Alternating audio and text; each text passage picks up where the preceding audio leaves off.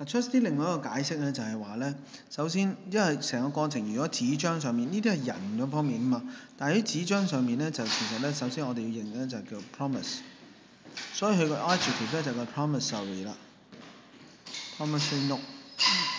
咁呢個 promissory note 咧其實咧就係一張紙，佢咧就話借錢嘅人borrower、lender， 咁然之後咧就2011年、2012年如是者還幾多錢，有晒呢啲叫 term， 有晒啲咁嘅 rate 㗎。咁但係呢張紙咧，我哋記得咧就叫做 promissory note 係叫做 evidence of debt 啦，係嗰個 debt 裏邊嘅證據。咁咧，如果我哋有張個 trust deed 咧，就一定要有抵押㗎。咁咧，所以咧呢間屋就擺咗個抵押喺度。如果佢唔履行呢啲嘢咧，我哋咧就將呢個咧係賣嘅。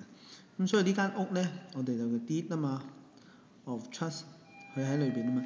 我哋咧記住嗰個名咧就叫做乜嘢 of debt 啊？ collateral。係啦 ，very good collateral security 其實又等同於 collateral， 又等同於咩啊？係咩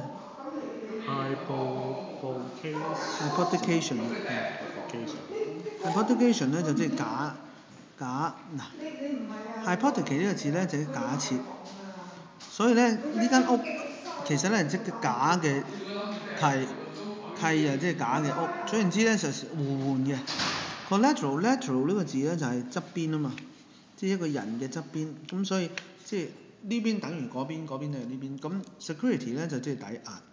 你用呢個方法去諗咧，總言之呢四個字你唔識咧，就四個字溝埋去，四個字都係一樣，簡單啲講句抵押。咁咧，我哋呢啲字咧一定要識嘅。